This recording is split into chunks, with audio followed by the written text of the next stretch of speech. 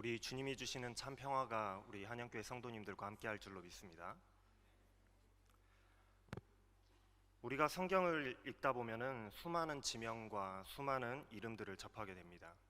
그런데 성경에서 이름은 단순히 누군가의 이름을 가리키는 고유 명사를 넘어서 그 사람의 성격과 생김새 그리고 그 사람의 인격과 인생까지도 포함하고 있는 아주 흥미로운 기능을 하고 있습니다. 그래서 우리가 말씀을 묵상할 때에 이름이 담고 있는 의미를 알고서 말씀을 보면 말씀에 더욱 풍성한 의미들을 묵상할 수 있게 됩니다. 예를 들어서 아브라함과 사레는 인생 중간에 이름이 개명되었습니다. 왜냐하면 하나님께서 그들을 통해서 커다란 민족을 이루시려는 계획을 가지고 계셨기 때문입니다. 그래서 아브라함과 사라의 이름은 열국의 아비, 열국의 어미라는 하나님의 놀라우신 계획을 담고 있는 이름으로 개명되었습니다. 이처럼 성경에서 이름이라는 것은 매우 중요한 의미를 담고 있습니다. 왜냐하면 그 이름이 그 사람의 인격과 인생을 대표하기 때문입니다. 오늘 우리가 함께 읽은 본문 말씀에도 이름이 개명된 한 사람이 나옵니다. 바로 야곱입니다. 여러분들은 야곱이라는 사람을 떠올리시면 어떤 느낌이 드시나요? 좋은 사람 같으신가요? 아니면 좀 나쁜 사람 같으신가요? 아마 가만히 생각해 보면 그런 것도 같고 아닌 것도 같다 하시는 분들이 아마 대부분이실 것 같습니다. 우리가 드라마나 소설을 읽을 때에 어떤 한 인물에 우리의 감정을 이입해서 내가 마치 그 주인공이 된 것처럼 공감하곤 합니다. 특히 우리 여성분들 드라마 보실 때 저 못된 것 하면서 이렇게 드라마들 많이들 보시잖아요. 주인공을 괴롭히면 마치 내가 괴롭힘을 당하는 것처럼 그렇게 반응을 합니다. 우리가 야곱의 이야기를 읽을 때에도 대부분의 성도님들이 마치 내가 야곱이 된 것처럼 야곱의 입장에서 이 이야기를 읽어가실 겁니다. 야곱이 힘들 때에는 나도 힘든 것 같고 야곱이 라반에게서 양들을 이렇게 뺏어올 때에는 통쾌하게 느끼기도 하실 겁니다. 훗날에 야곱이 나이가 들어서 아들 요셉을 만나기 위해 이집트에 갔을 때에 이집트 왕 바로가 야곱에게 물어봅니다. 내 나이가 몇이냐? 이때 야곱의 대답이 얼마나 가슴 아프게 들리는지 모릅니다. 내 나그네 길의 세월이 130년입니다. 내가 험악한 세월을 보내었나이다 하고 대답하죠. 얼마나 힘들고 모진 인생을 살았으면 험악한 세월을 보냈다고 이야기했을까? 불쌍하기도 하고 측은하기도 하고 마치 우리들의 삶과도 오버랩되는 것 같아서 더 마음이 가고 더 야곱에게 공감하게 되죠. 그래서 우리는 야곱이라는 인물의 편이 되어서 야곱의 이야기를 읽어가고 야곱을 응원하면서 말씀을 읽어갑니다. 그래서 그런데요, 여러분들 그거 아십니까?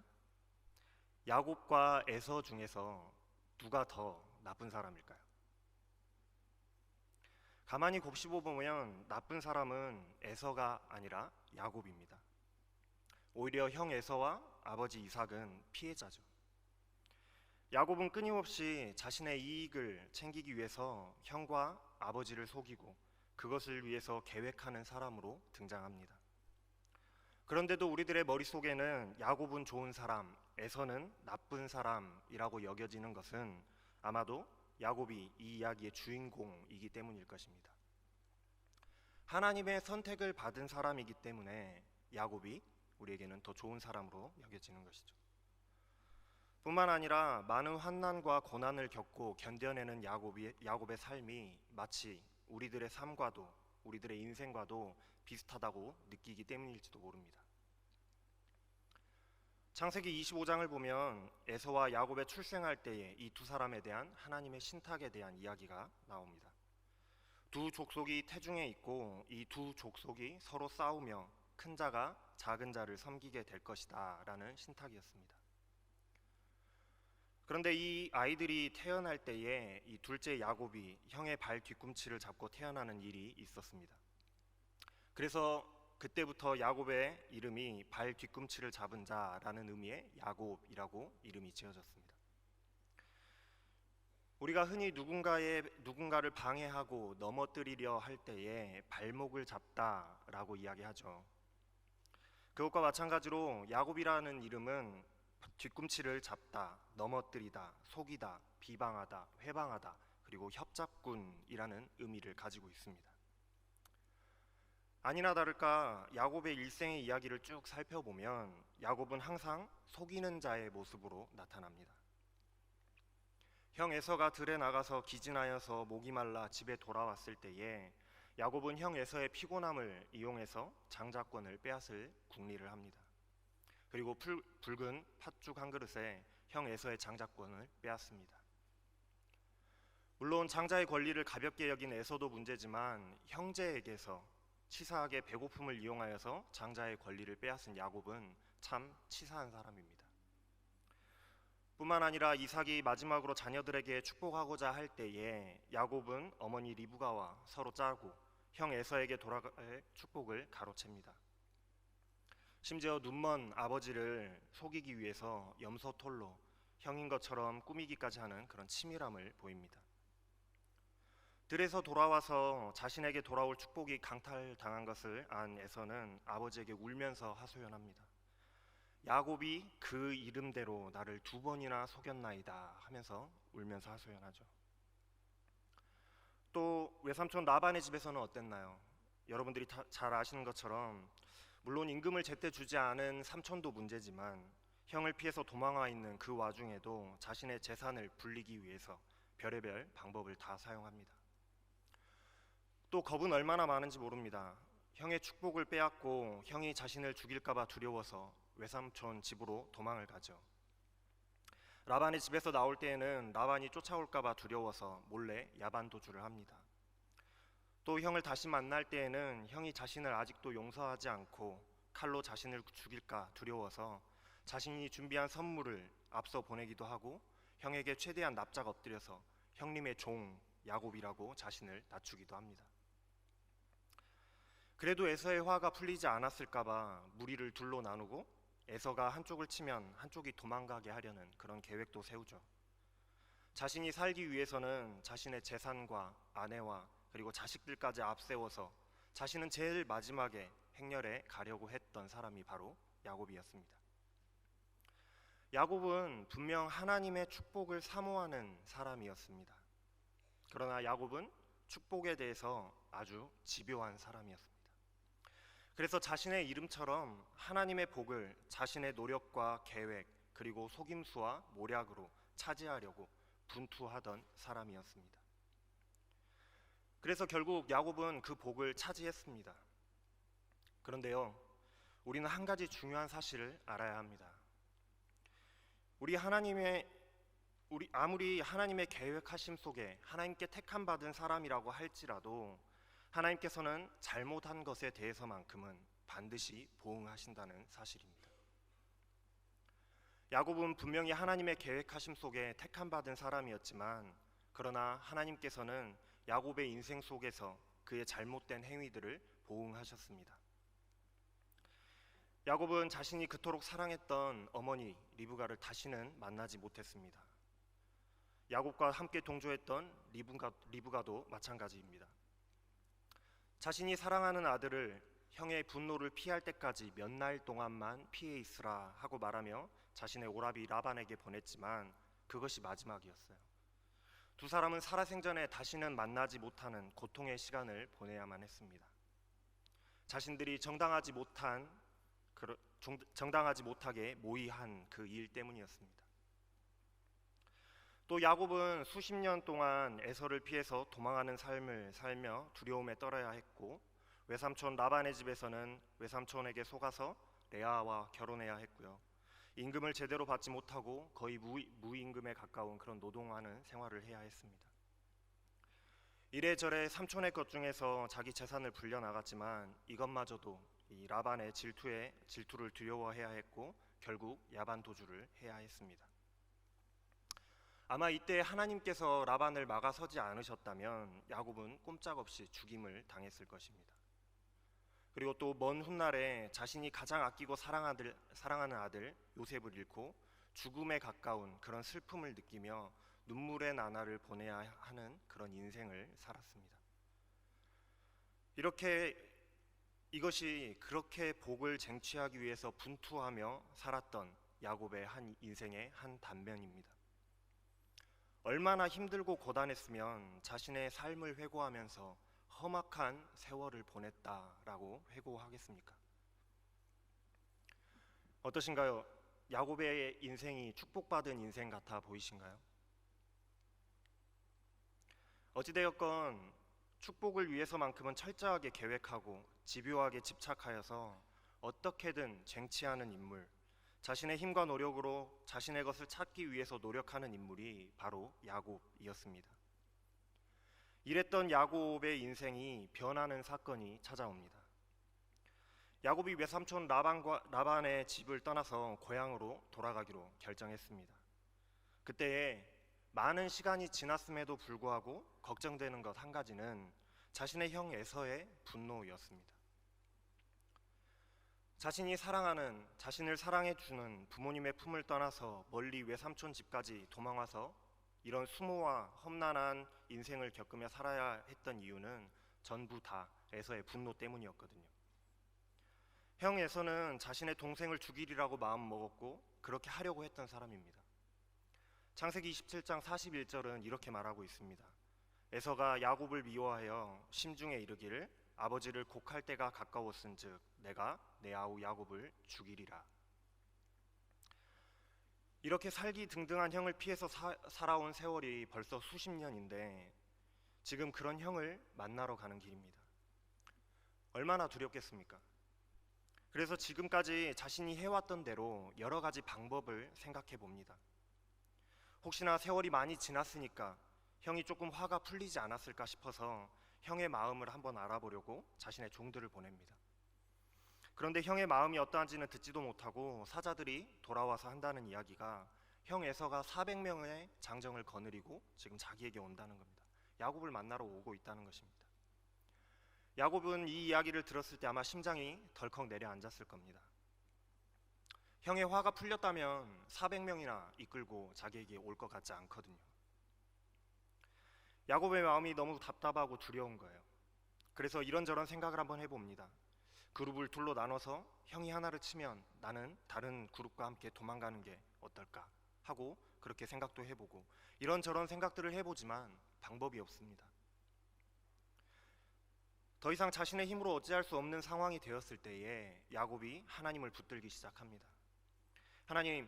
하나님께서 나에게 고향으로 돌아가라고 하셨고 내게 은혜를 베풀겠다고 하셨는데 형이 와서 나와 내 처자식을 죽일까 겁이 납니다.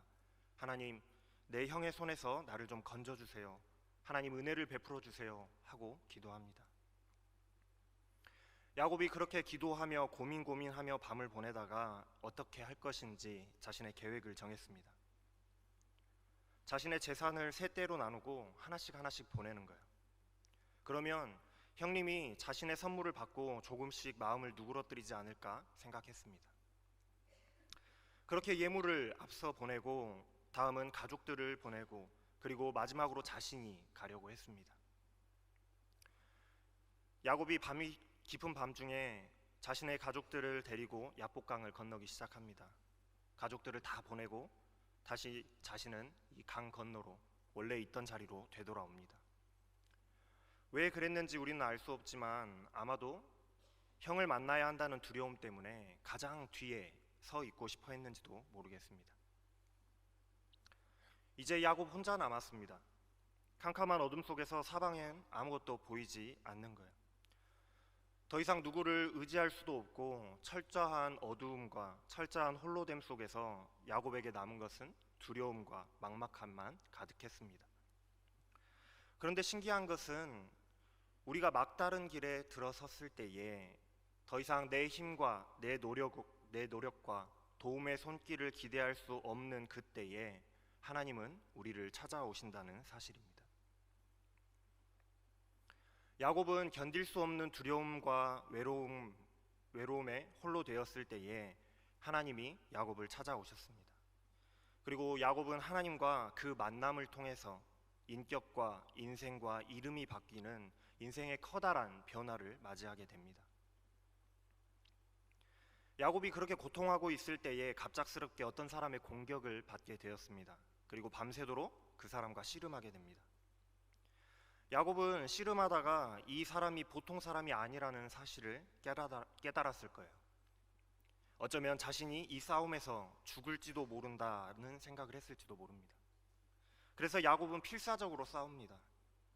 그러자 그 사람이 자신이 야곱을 이기지 못하는 것을 보고 야곱의 허벅지 관절을 쳐서 야곱을 떼어내려고 했습니다. 그래도 야곱은 떨어지지 않는 거예요. 야곱은 허벅지의 관절이 어긋나는 그 고통 속에서도, 죽을지도 모른다는 그 두려움 속에서도 끝까지 붙들고 싸웠습니다. 얼마나 씨름했는지 알 수 없지만 동이 틀 무렵 그 사람이 이제 가고자 할 때에 야곱이 당신이 나를 축복하지 않으면 놓지 않겠습니다 하고 때를 씁니다. 참 복에 대해서 집착이 참 대단하죠. 그때 하나님께서 야곱에게 물으십니다. 내 이름이 무엇이냐? 하나님이 야곱의 이름이 무엇인지 몰라서 물으셨을까요? 아닙니다. 야곱의 이름을 이미 알고 계시지만 야곱의 이름의 의미를 다시 한번 야곱에게 상기시키려고 하고 계십니다. 너는 야곱이다. 지금까지 너는 속이는 자였고 넘어지게 하는 자였고 너 자신을 위하여 스스로 노력하며 애쓰는 자였지만 이제는 너의 이름을 야곱이라고 부를 것이 아니라 이스라엘이라고 부를 것이다.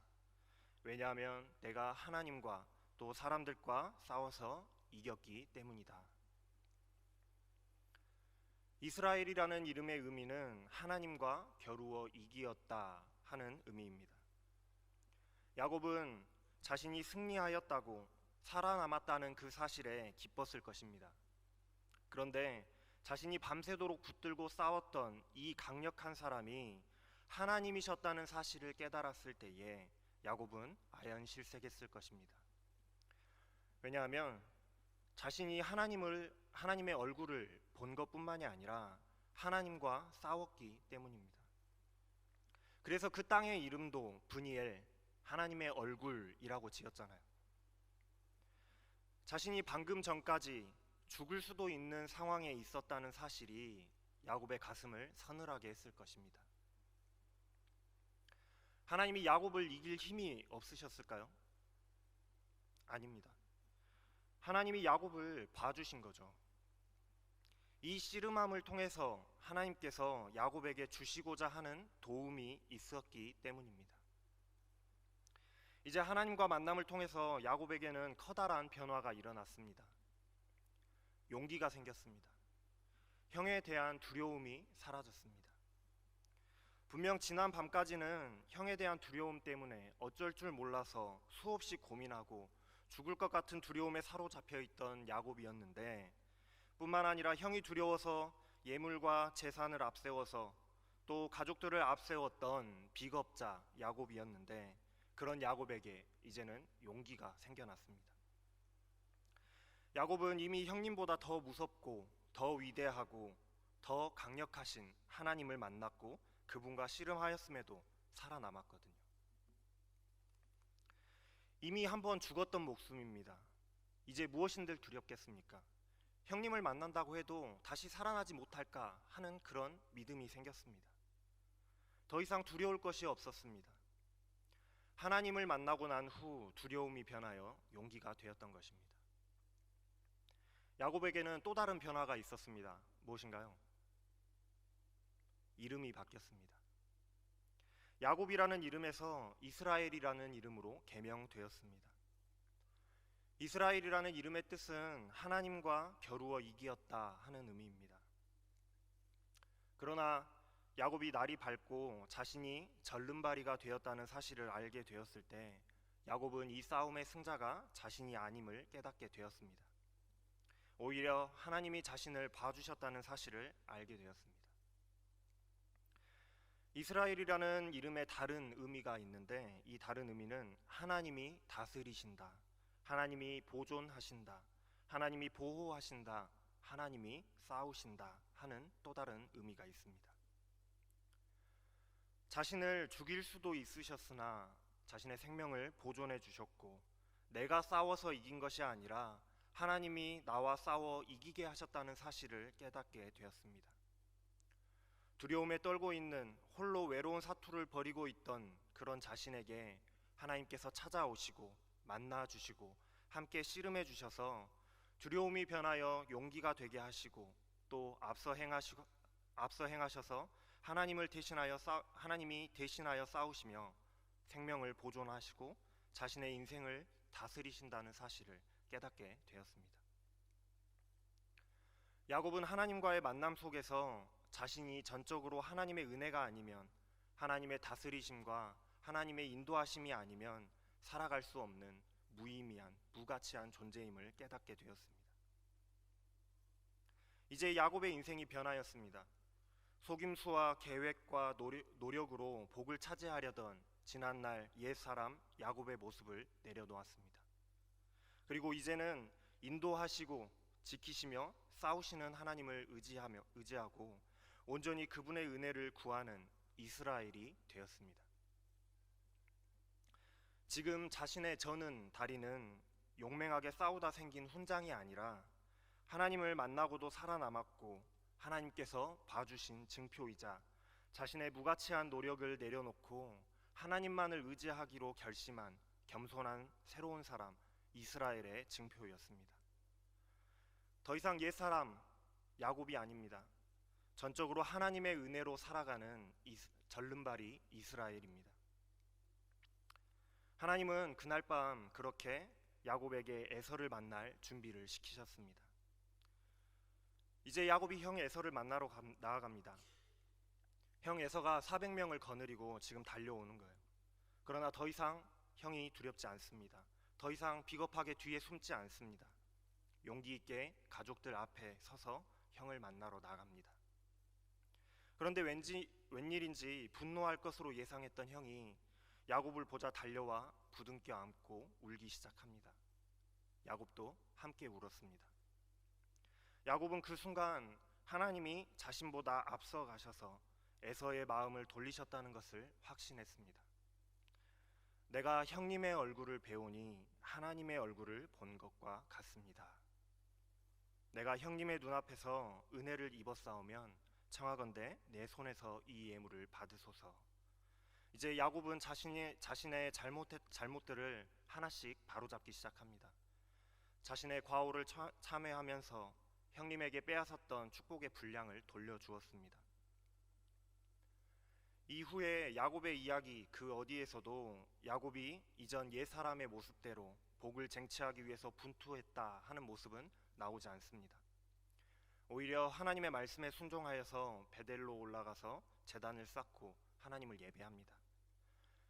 베델에 올라가서 하나님을 예배할 때에 그때 하나님께서 다시 한번 너의 이름을 야곱이라 하지 않고 이스라엘이라 하겠다 확약하시면서 번성하는 축복까지도 함께 주셨습니다.